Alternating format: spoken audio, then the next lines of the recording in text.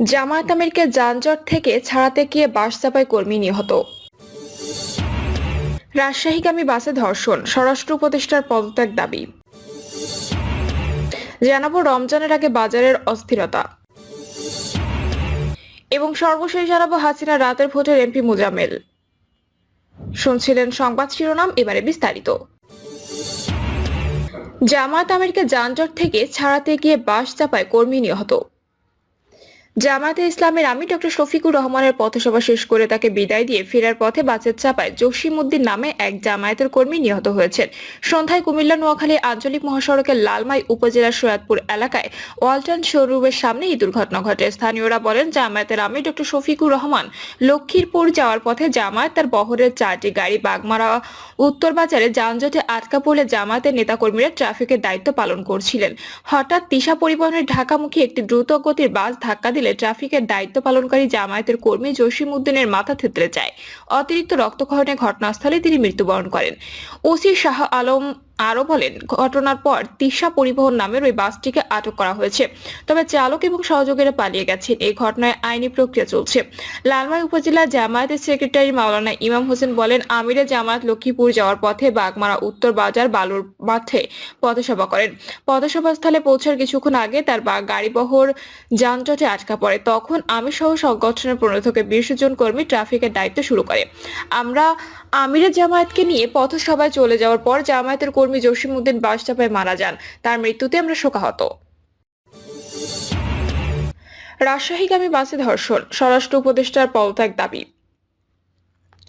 রাজশাহীগামী একটি চলন্ত বাসে ধর্ষণের প্রতিবাদে বিক্ষোভ সমাবেশ করেছে ঢাকা বিশ্ববিদ্যালয়ের বর্তমান ও সাবেক শিক্ষার্থীদের একজন দল। এতে সংহতি জানায় বৈষম্য বিরোধী ছাত্র আন্দোলন ও বাংলাদেশ ছাত্র অধিকার পরিষদ। ধর্ষণের বিচারহীনতা নিন্দা জানিয়ে অন্তর্বর্তী সরকারকে দায়ী করা সহ স্বরাষ্ট্র উপদেষ্টা পদত্যাগ দাবি করেন শিক্ষার্থীরা। বিকেল 5:30টায় শাহবাগ জাতীয় জাদুঘরের সামনে এই বিক্ষোভ সমাবেশ হয়। নারী সংস্কার কমিশনের সদস্য সুমাইয়া আক্তার বলেন, বৈষম্যহীন বাংলাদেশ গড়ার আন্দোলন সফল হয় 5ই আগস্ট। সেই সাফল্যের পর আজ 21শে ফেব্রুয়ারিতে আমরা নারী নিপীড়নের নির্যাতনের বিরুদ্ধে দাঁড়াতে হচ্ছে। ধর্ষকরা ছাড় পেয়ে যাচ্ছে, স্বরাষ্ট্র উপদেষ্টা নীরব ভূমিকা পালন করছেন। ঢাকা বিশ্ববিদ্যালয়ের সাবেক শিক্ষার্থী আল ফজলে রাবি বলেন, নারীদের প্রতি আমাদের দেশে যত অপরাধ হয় এসবের দায় নিলে বেঁচে থাকা সম্ভব না। বাংলাদেশে ধর্ষণের বহু ঘটনা আছে, আমরা এগুলো নিয়ে কতদিন দাঁড়াবো? দায়বদ্ধ প্রতিষ্ঠান যদি এগিয়ে না আসে এগুলো থামবে না। অপরাধীদের আশ্রয় দেয় বিভিন্ন রাজনৈতিক নেতারা, ফলে প্রশাসন ঘটনাকে ধামাচাপা দিতে দেয়। ঢাকা বিশ্ববিদ্যালয়ের শামসুন নাহার হলে সাবেক ভিপি তাসনিম আফরোজ ইনি বলেন, ঢাকা বিশ্ববিদ্যালয়ে ভর্তির পর প্রথম রাজপথে নামি তনু ধর্ষণের বিচার চেয়ে, যার সুরাহা এখনো হয়নি। নারীকে ধর্ষণ করলে আমরা তা বলতেও দ্বিধা করি। নারীকে এদেশ দ্বিতীয় শ্রেণীর নাগরিক হিসেবে বিচার করে, সুযোগ পেলেই ধর্ষণ করে। আমার মাঝে মাঝে মনে হয় জন্মেছি ধর্ষিত হওয়ার জন্যই। বৈষম্য বিরোধী ছাত্র আন্দোলনের সমন্বয়ক তাহমিদ আল মুদাসসির চৌধুরী বলেন, আমরা ভেবেছিলাম নতুন বাংলাদেশে সবার অধিকার থাকবে, নারীদের স্বাধীনতা থাকবে, কিন্তু আমাদের চাওয়া অনুযায়ী দেশ গড়ে ওঠেনি। এটি অন্তর্বর্তী সরকারের ব্যর্থতা। সরকারের সময় কোনো একটি প্রশাসন ঠিকঠাক কাজ করছে না, ফলে ধর্ষণ স্বাভাবিক ঘটনার রূপ নিয়েছে। এসবের দায় নিয়ে স্বরাষ্ট্র উপদেষ্টাকে অতি দ্রুত পদত্যাগ করতে হবে। যদি সরকার নিরাপত্তা দিতে ব্যর্থ হয় তবে এদেশে বারবার জুলাই আগস্ট ফিরে আসবে। বিক্ষোভ সমাবেশে স্বরাষ্ট্র উপদেষ্টা ঘুম থেকে উঠুন, চলন্ত বাসে ধর্ষণ কেন, অভ্যুত্থানের চেতনা, ধর্ষকের বাংলা না ইত্যাদি প্লাকার্ড প্রদর্শন করা হয়। রমজানের আগে বাজারের অস্থিরতা। এক শ্রেণীর অসাধু ব্যবসায়ীর কারণে আমাদের নিত্যপণ্যের বাজার অনেক ক্ষেত্রে প্রতারণার বাণিজ্যালয় হয়ে উঠিয়াছে। বিগত কয়েক যুগের মূল্য পরিস্থিতি বিশ্লেষণ করিলে দেখা যায় এইখানকার বাজারগুলি ক্রমশ সিন্ডিকেটের দখলে চলিয়া গিয়েছে। ফলে নিজেদের খেয়াল খুশি মতো পণ্যের মূল্য বৃদ্ধি করিয়ে থাকে বিভিন্ন অসাধু চক্র। ইহা ছাড়া গতকাল ইত্তেফাকে প্রকাশিত একটি চিঠি হইতে জানা যায়, দেশের দ্রব্যমূল্য বৃদ্ধির উল্লেখযোগ্য কারণ গ্রামগঞ্জের হাট বাজারের অব্যবস্থাপনা ও নীরব চাঁদাবাজি। উপজেলা বা ইউনিয়ন পর্যায়ে হাট বাজারে ব্যবস্থাপনা কমিটির অবহেলা ও অনিয়মের কারণে ইজারাদাররা ইচ্ছামতো টোল বা খাজনা আদায় করিতেছেন। ফলে ইহার ক্ষতি পোষাইতে বিক্রেতারা দ্রব্যমূল্য বাড়াইয়া দিতেছেন। এই বিষয়টিও সরকারকে আমলে নিতে হইবে। বর্তমানে প্রতিদিনই হু হু করিয়া মূল্য বাড়িতেছে বিভিন্ন নিত্যপণ্যের। প্রতি বছর মাহে রমজানের আগে ভাগে নিত্য প্রয়োজনীয় দ্রব্যের মূল্য কয়েক দফা বৃদ্ধি পায়। ইহা এক ধরনের অপকৌশল বৈকি, কিন্তু যেই হারে বাড়ে পরে সেই হারে কমিতে দেখা যায় না। বিশেষ করিয়া এখনকার আলোচ্য বিষয় ভোজ্য তেলের মূল্য বৃদ্ধিতে সাধারণ মানুষ দিশাহারা।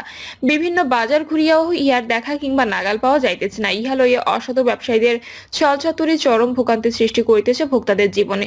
সম্প্রতি গণমাধ্যমের সামনে এক ভোক্তা আক্ষেপ করিয়া বলিয়াছেন, দেখেন ভাই, বোতলে লেখা 852, কিনলাম 880 টাকায়। এই 5 লিটারে যে আমার 28 টাকা বেশি দিতে হইল, তাইলে দেশে পরিবর্তনটা হইছে কি?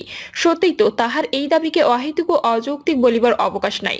অন্যান্য নিত্যপণ্যের মূল্যবৃদ্ধি লইয়াও ক্ষোভের দহন পরিলক্ষিত হইতেছে ভোক্তাদের মধ্যে।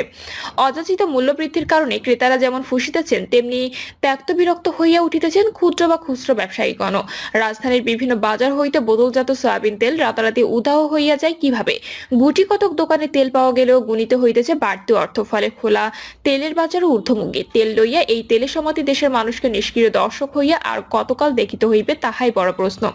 আমদানি সংকট দেখাইয়া কোম্পানিগুলো তেল সরবরাহ তলানিতে নামাইয়া আনে এবং তাহার পর কোনো একটি খোড়া অজুহাত দাঁড় করাইয়া নিজেদের ইচ্ছা মতো মূল্য বাড়াইয়া বাজারকে অস্থির করিয়া তোলে।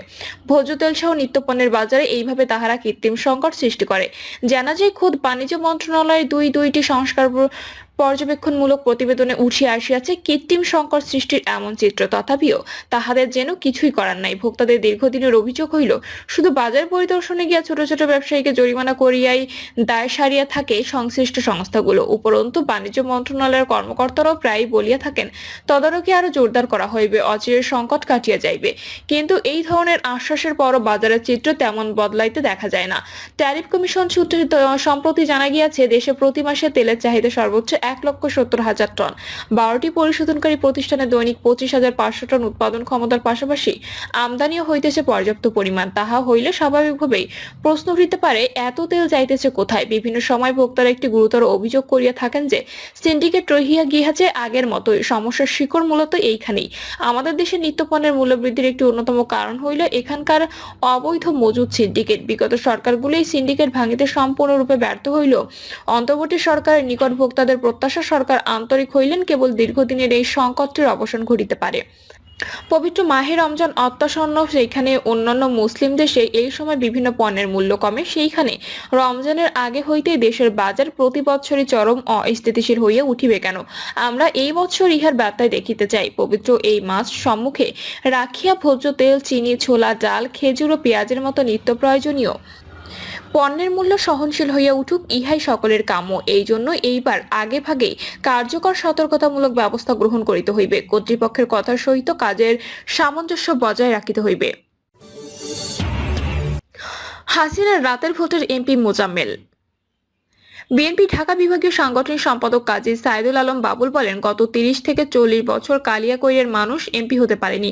3 বার এমপি হয়েছে শ্রীপুরের রহমত আলী। এলাকার ভোটার না হয়েও বারবার শেখ হাসিনার রাতের ভোটের এমপি হয়েছিলেন আকামা মোজাম্মেল হক, যার বাড়ি গাজীপুর সদরে। তাকে মন্ত্রী বানানো হলেও আমাদের কোনো উপকারে আসেনি। তিনি বলেন, আমরা 31 দফা ঘরে ঘরে, গ্রামে গঞ্জে, হাটবাজারে প্রতিটা মানুষের কাছে পৌঁছে দিতে চাই। এই 31 দফায় দেশের আগামী গণতন্ত্র, উন্নয়ন, সামাজিক, কৃষি, স্বাস্থ্য, শিক্ষা, শিল্প সহ সকল কিছুর একটা রূপ দেখার দেওয়া হয়েছে।